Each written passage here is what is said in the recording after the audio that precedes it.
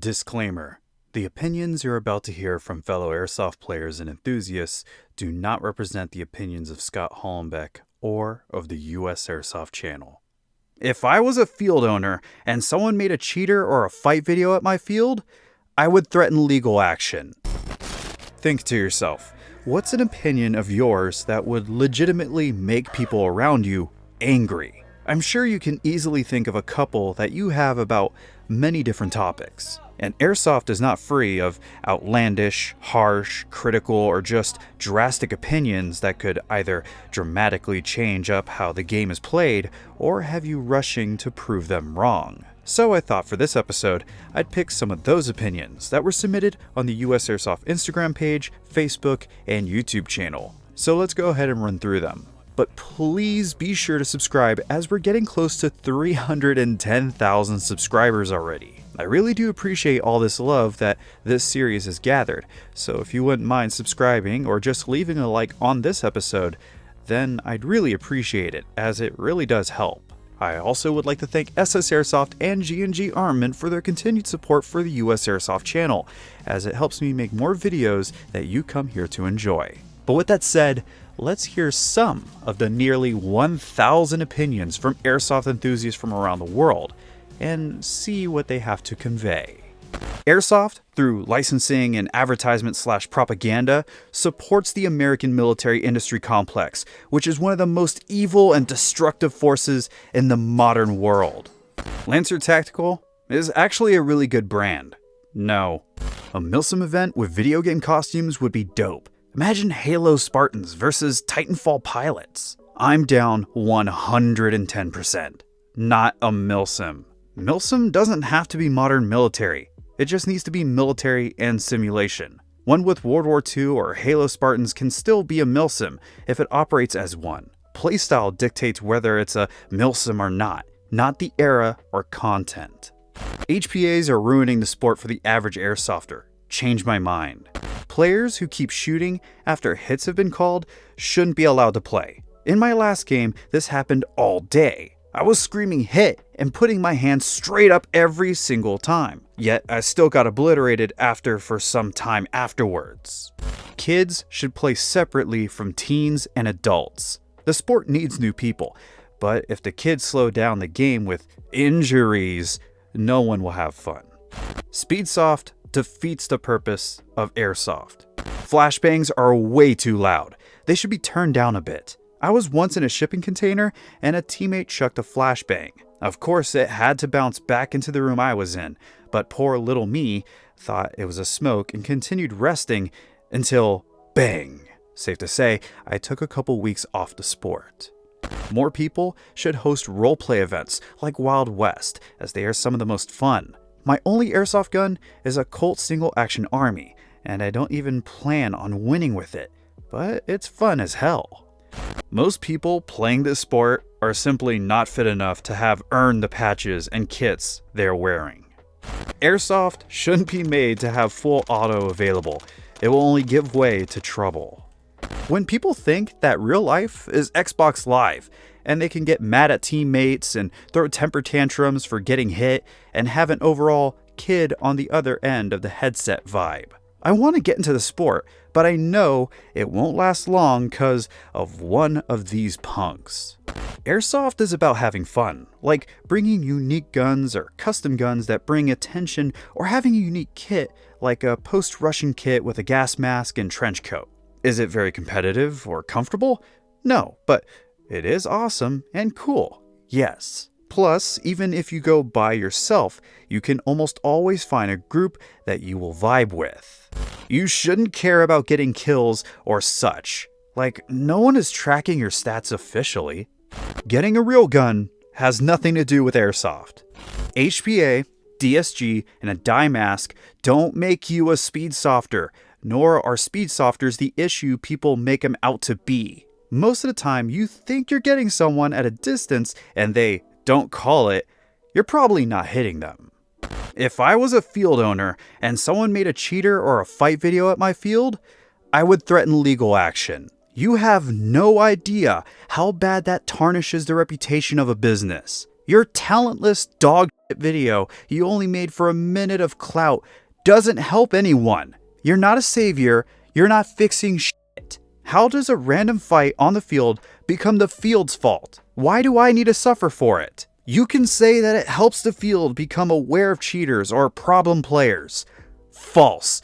Never has, never will. It's a lot worse when you see that every big YouTuber only got where they are now because of these types of videos. I intend to set up a site of my own, and the first bullet point I make in the waiver will be over the ramifications of coming to my business to fuck it all up for a stupid YouTube video. Most people just should not play. And I know what you're thinking. Everyone should be welcomed and accepted. No. I went to my usual indoor field for an 18+ night, and there was this one dude that me and my buddy had issues with. Like, no problem, don't call a hit, I can deal with that. Dude was so quick to anger for no reason. We traded and he refused to take a respawn, which is no big deal. All night everyone's getting annoyed, but they switched teams up. Now he's on my team. Because it's 18+, the field allowed full auto rounds, which is cool. This man full autos me in the back of the head from like 5 feet, at least 30 BBs, like a solid 4 seconds on the trigger, when we're clearly on the same team. He said that we peaked at the same time and I got in his way. He gave a half-baked apology, which really pissed me off. 400 feet per second to the back of the head at that range, and all he said was, "My bad." He made it my fault even though I was in front of him, but not even a sorry. Needless to say, I hope he quits playing because he's a liability for the field and just ruined the chill vibe that's normally there.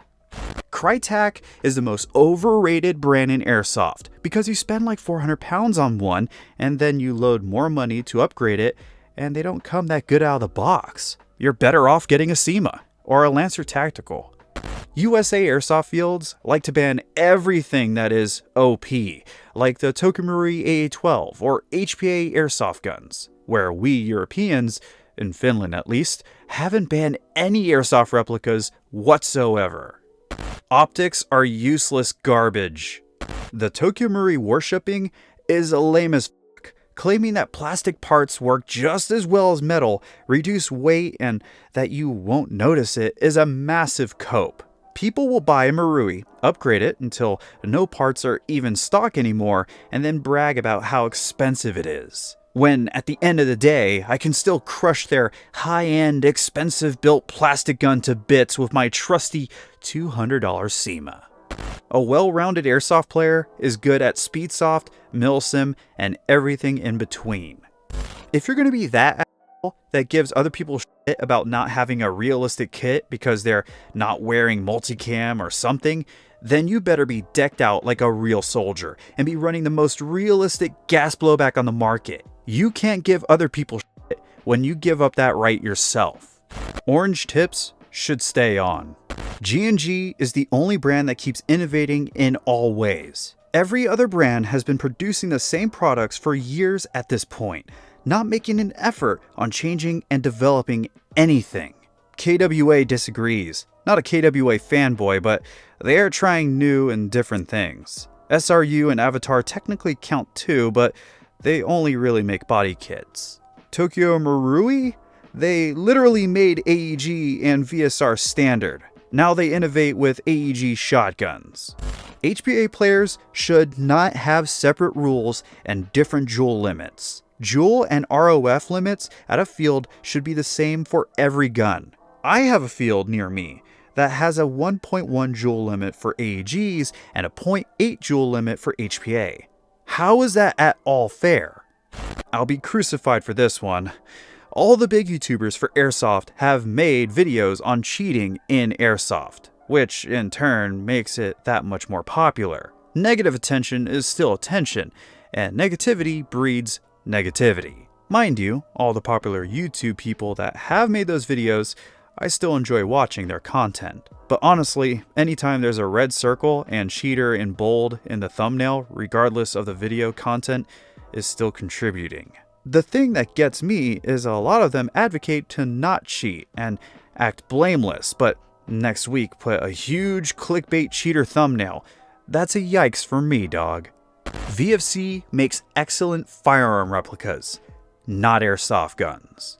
Airsoft is great, but it's got predatory business practices as well, just like the gaming industry. Your built-out HPA high kappa with PTS mag adapter, effective as it may be, looks like absolute shit, and no amount of colored accents or spiral cut barrels or rainbow slides is going to change that. HPA is the worst system to run. It ruins the looks and feels of the gun and has close to zero benefits. And the sound is worse than any budget AEG. Milsim weenies are just scared of Speedsoft. Everyone has cheated in Airsoft at least once knowingly, including, wait for it, marshals. I've seen the pillars of the community not take hits, and just your average honest players. Anyone who disagrees is lying to themselves. You may have thought it was a ricochet, or not, heard, felt it hit your plate carrier or webbing, but a hit is a hit. If I doubt, call yourself out. I cheated. I had a BB barely clip the edge of my cargo pants and I thought, that's bull, and kept playing. If it's a direct hit, yes, but some dinky little nip? No. Another one hit the rhino mount on my helmet and I thought, nah, that doesn't count. HPA should be in its own category and not be included in regular games. Here comes a doozy.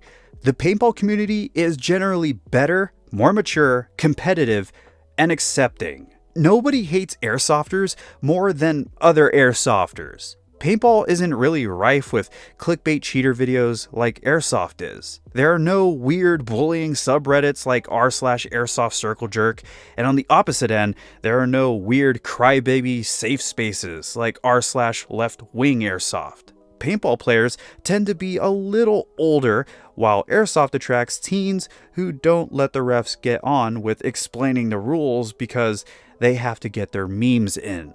This is very true.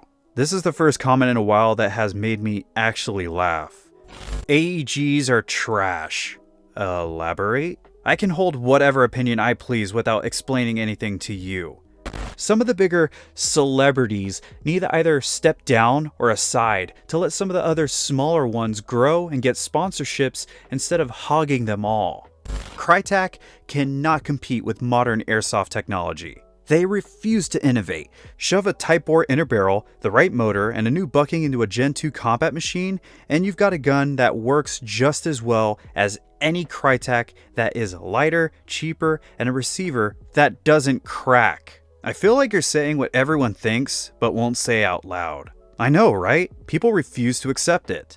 Airsoft is not Fortnite. Don't dress like a maid and not expect hate. Gas blowback has no advantages other than being a flex on how much you spent to shoot as far as a stock combat machine. Umbrella Armory is better than what most people give them credit for. WE is not that bad. Yes it is. Speedsoft and Milsim are essentially the same thing, just different gear/clothes. This should trigger most airsofters.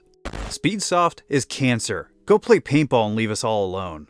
Airsoft clothing companies should learn a lot from established paintball clothing manufacturers. Vented, durable, highly mobile pants and jerseys in traditional camo patterns will be a huge boom to the industry.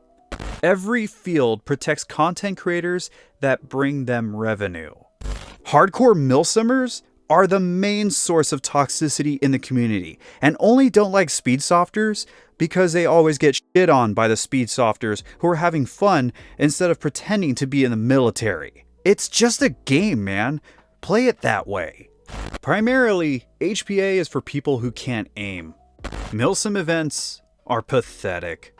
The use of the word real steel, it sounds dumb and I think it was pushed by certain big YouTubers. Just call real guns firearms or something that makes more sense. Even using the word rifle works because airsoft guns are smooth bore. People really need to get off their high horses and not judge others for wanting to play their preferred way. Chocolate BBs are better than white BBs. They've been on the floor longer. And that wraps up another episode of the Unpopular Airsoft Opinions series. And this was a really brutal episode that is gonna really make people talk in the comments, and I always like that. I made this series for people to look inward on Airsoft and realize that some things need change, even if some of these opinions were some of the most controversial ones that I've seen so far. But just be sure to comment your own opinions down below or give your own thoughts on an opinion that you heard here so we can have a discussion. And don't forget to hit the like button down below, as it really does help this series with YouTube's algorithm now. I'd also like to thank all of the USAirsoft channel members that continue to directly support the channel by simply being members. And those shoutouts go to Chris CV Dinny, I'm sorry if I said your name wrong, Lyserk 6210, DJ 8920, Roman Long, Dominic Vink, Zorgi, Sam 1338, Heyman Airsoft, Sir Panzer, Ventrix 0011, Tristan Art and Airsoft, Albed Nomad, Get Wrecked Gaming, Lone Wolf, and everyone else that you see on your screen right now. Every single one of these people are greatly appreciated because they're directly supporting the channel unlike anyone else. So I make sure to give them special little perks like getting to watch videos early, getting to know what videos are coming up first before anyone else knows, or other little things here and there. And you can join them on this list too by hitting the join button down below. You'll get yourself a personal shout out in the very next video if you do, and when we reach 75 channel members, I'll then give away this ENL AK, and hopefully that sounds good to you. But until that next video drops from the city of Dallas, Texas, this has been Scott Hollenbeck, and I will be sure to see you all next time.